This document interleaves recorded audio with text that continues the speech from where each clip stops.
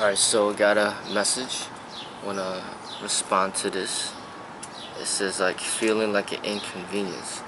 For some reason I feel worthless and feel like everything I do is wrong, like I'm a family black sheep. How do you stop feeling like this? My siblings are more successful than me, and being autistic means I'm always going to be a problem for my family, and being autistic, which means I'm more likely to feel like an inconvenience.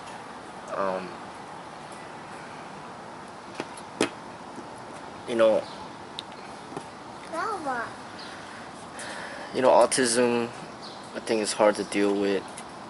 One of my sons, I feel has autism, and I never knew about autism growing up. Never heard of that before, and now that I know a little bit more about it, it's I know it's got to be a difficult situation for people that have autism.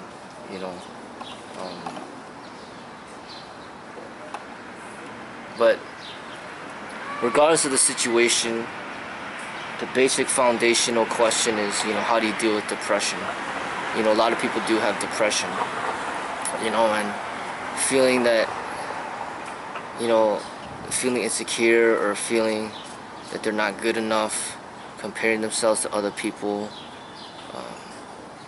And you don't even have to have depression to feel that way. There's just people in general that feel that way when they constantly compare themselves to other people. So regardless if you have autism or depression, you can feel insignificant if you constantly compare yourself to other people. Somebody that's poor could constantly compare themselves to someone that's rich, or somebody that's rich can constantly compare themselves to somebody that's richer. Somebody that's short could compare themselves to someone who's tall. Someone who's weak can compare themselves to someone who's strong. Somebody that nobody knows could compare themselves to somebody that's famous. It's a disease of the mind to compare. So I think the foundational thing to do, the key thing to do is just to stop this comparison altogether. Essentially, just stopping the mind from causing these sorts of distractions and disturbances within. And it boils down to bettering yourself in meditation, so you don't let these thoughts cloud your mind and just basically ruin your day.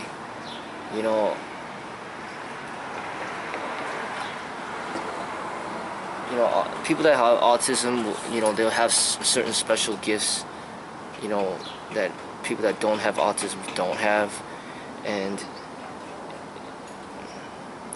of course it might be hard for them to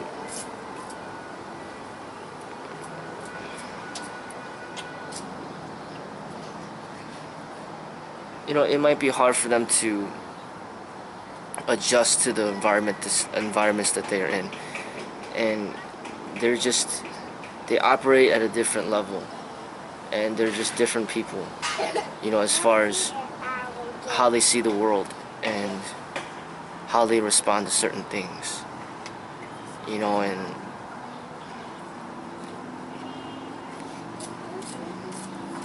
I think a lot of it is just surrounding yourself with the right people, putting yourself in the right environment of where you can succeed.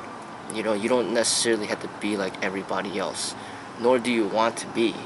So just recognize the good qualities within yourself, recognize your strengths, and use that as motivation to better yourself, in which to have confidence in yourself.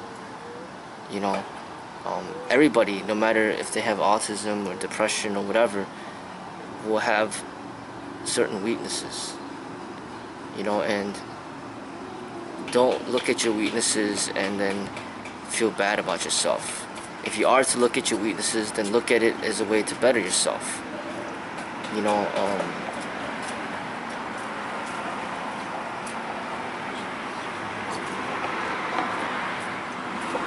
So I'd say, based on the question, I'd say just focus on being better at meditation, clearing your mind.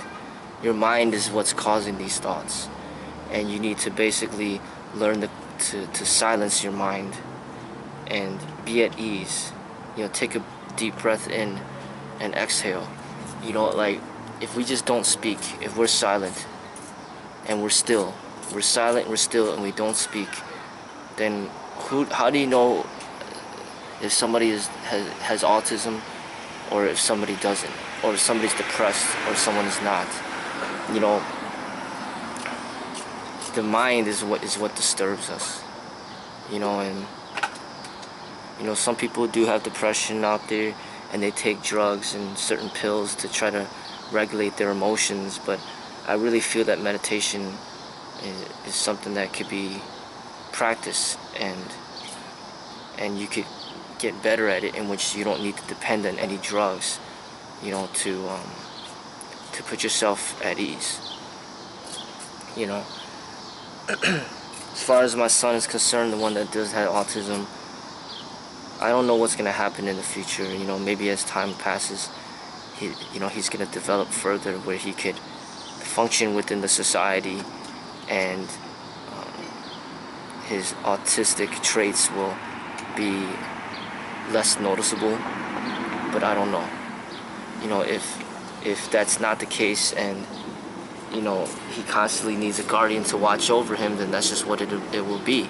But that type of life is not necessarily a horrible life to live. You know, I think when you live in a life where you have love and support from other people, like your parents and your family, and you don't even have to worry about going to work every single day, and you can just hang out at home and just enjoy your time and relax, I think that's, you know, a dream for a lot of people. You know, they you know, a lot of people go to work very miserable, and they don't have family, they don't have love, and they're just slaves to their job, you know, and slaves to their boss, and it's just not a happy life to live for them. So, you know, a lot of people are going through struggles out there, and one of the key things to do is just better yourself in meditation, so then you don't have these negative thoughts clouding up your mind, making you feel bad about yourself. You know, think about the things that are going well. You know, the fact that you're breathing fresh air, the fact that you have all your limbs, the fact that you're not physically handicapped, the fact that you can exercise when you want to, that your body's healthy, that you know how to read, that you know how to write, that you know how to speak and communicate, and you know, just, you know, look at the positive things in life. You know, look at children. You know, they're not fully developed. You know, some of them can't read, they can't write, some of them can't drive a car, some of them, you know, they can't communicate that well, some of them don't know the alphabet, or some of them, you know, they don't have girlfriends, whatever the case may be, but they still, you know, find a way to, they still smile, they still play, they still are cheerful and just happy children. You know, because their ego is not so crystallized and so much developed to make them feel sad about themselves, you know, or bad about themselves. You know, we need to get back to that feeling of bliss, and having an empty mind. You know, not letting the mind and the ego dictate how you feel. You know, turn it off when it's not benefiting you, when it's not giving you good energy. Turn off the mind, turn off the ego, and allow yourself to be happy.